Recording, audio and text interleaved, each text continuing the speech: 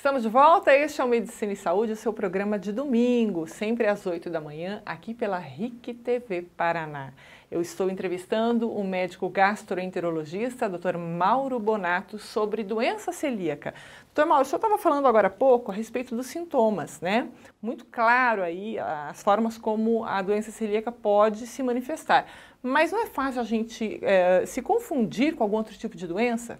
Como é que a gente faz aí? Realmente, excelente pergunta, Soraya, porque a gente hoje está na moda, né, dieta isenta do glúten para pessoa numa academia, nutricionista, quer emagrecer. Então, esse é um problema muito grave para a gente médico diagnosticar o paciente, porque quando você retira a dieta do glúten, faz a dieta do glúten, retira o glúten da alimentação, a pessoa começa a normalizar a atrofia do duodenal, a atrofia intestinal que ocorre, começa a melhorar, os anticorpos começam a desaparecer e aí isso volta ao normal e a gente depois não consegue diagnosticar se era uma doença celíaca ou era uma sensibilidade ao glúten.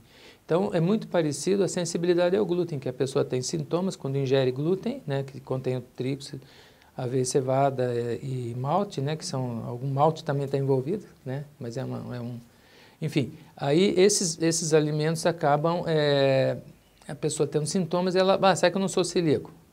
Pode ser sensível ao glúten, então isso é uma das diagnóstico diferencial que deve ser feito antes de retirar o glúten da alimentação.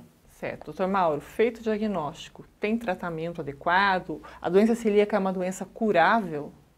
A doença celíaca tem um tratamento atual, dieta total do glúten, até que se descubra alguma coisa. Recentemente estive no simpósio de 2 dias somente de doença celíaca. Existem estudos já em andamento de algumas possibilidades, mas nenhuma ainda está nas fases de utilização, só estudos, onde as alterações ocorrem ali na autoimunidade em agir lá nas células e tal, bem complexo. No futuro, provavelmente nós teremos alguma coisa. Por enquanto, dieta isenta do glúten total. Certo, certíssimo. Uma preocupação de muitas pessoas, doutor Mauro, se não cuidada, se não diagnosticada, se não levada a sério a doença celíaca, pode desenvolver um câncer, pode levar para uma doença mais grave? Pois é.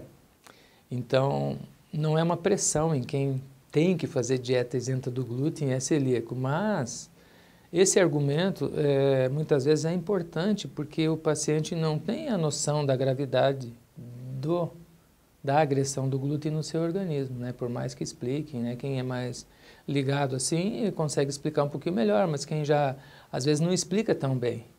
E eu participei de uma mesa nesse simpósio lá em Buenos Aires a respeito de doença celíaca refratária, tipo 1, tipo 2. Então, são refratários, quer dizer que mesmo com dieta isenta do glúten, a pessoa não melhora e evolui para um linfoma, que é um câncer, gravíssimo quando descoberto, tem 50% de chance de viver 5 anos. Né? Então, existe essa possibilidade de desenvolver um linfoma de células T. E alguns pacientes não melhoram, né? São esses que não melhoram, que chegam a esse diagnóstico. E aqueles mais velhos, que diagnosticaram a doença com idade já acima de 50 anos. E eles tiveram muito tempo doença celíaca e não foram diagnosticados. Nós fizemos um estudo há anos atrás que a pessoa, para chegar ao diagnóstico, teve 6 a 8 consultas com os mesmos sintomas. Hoje já deve estar diminuindo, porque a gente vai alertando, todas as pessoas estão mais ou menos já esclarecidas, diminuiu isso, né? Mas aí a gente deve também orientar as famílias, né? Os irmãos, o pai e a mãe, as pessoas, filhos, né? Devem ser avaliados que eles podem estar com a doença celíaca e não saber, porque 30% não tem sintomas. Exatamente. Portanto, tem um fator hereditário. É importante o diagnóstico e saber que se ingerir glúten novamente, isso aí não dá nada, vou ingerir, estou me sentindo mais ou menos, eu gosto, tá? Isso pode levar ao refratário, que aí a coisa, né, fica bem mais grave e é o que a gente tenta, né, sempre falar para evitar isso. Doutor Mauro, quero agradecer muitíssimo a sua presença aqui conosco. Tenha uma excelente semana, viu? Obrigado. E avisando assim que os celíacos que forem diagnosticados, se fossem 15 anos atrás, era diferente de hoje. Hoje nós temos muitos produtos sem glúten, né? Que vocês vão ver depois com a Carol, que você consegue viver normalmente. Tá certo. Olha, o doutor Mauro já está dando a deixa. O glúten é o grande vilão da doença celíaca, mas você sabe realmente onde ele está presente? Quais as consequências alimentares da falta de ingestão do glúten para quem não tem problema de doença celíaca ou para quem tem? Quem vai explicar para a gente é a nutricionista clínica Caroline Doneda.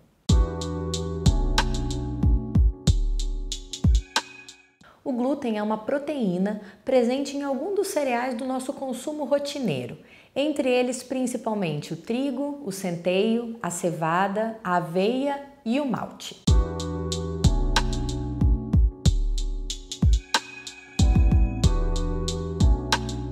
Após o diagnóstico definitivo de doença celíaca, o acompanhamento de um profissional nutricionista é extremamente importante para que se possa ter sucesso no resultado do tratamento.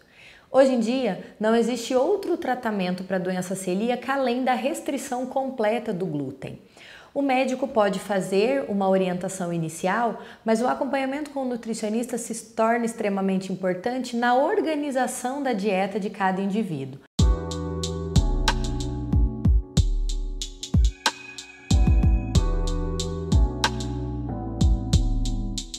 Existem graus diferentes de doença celíaca. Esses graus são avaliados pela lesão que a doença já provocou na mucosa intestinal do indivíduo celíaco. Independente do grau de doença, o tratamento é o mesmo. A restrição do glúten é definitiva para qualquer paciente celíaco, independente do grau da doença. O que vai mudar são os sintomas e até mesmo as necessidades de reposição de vitaminas, de probióticos, de suplementos para tratamento da flora intestinal. Mas em relação à restrição, até o momento que nós temos de conduta é a mesma para todos os graus de doença.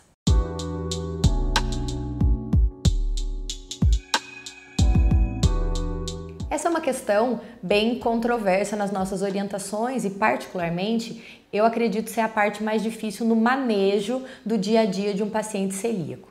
Então, sabemos que o glúten está presente, como eu já coloquei antes, no trigo, então esse alimento vai ser excluso da dieta. No centeio, na cevada, também vai ser excluso. Na aveia e no malte. Esses são os alimentos que são diretamente compostos por glúten. Mas nós temos no nosso dia a dia a contaminação através de uma colher que preparava um macarrão e depois foi colocada dentro de uma panela de arroz. O arroz não tinha glúten, mas a partir do momento em que essa colher que veio da panela de macarrão com glúten entrou em contato com o arroz, aquele arroz passa a ser contaminado. Ou dentro de uma casa onde convivem várias pessoas e apenas um é celíaco.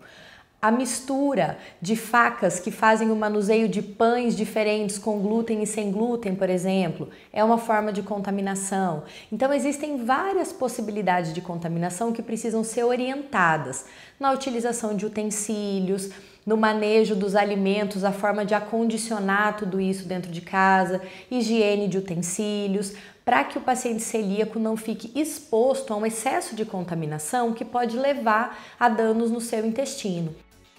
No próximo bloco do Medicina e Saúde... Então eu acho assim que a vida do celíaco ela pode ser muito tranquila se ele colocar na cabeça que não pode comer glúten, mas que ele vai ter uma vida saudável, assim, podendo diversificar o café da manhã, o almoço, a janta, tirando o glúten, sem problema nenhum. A gente volta em instantes.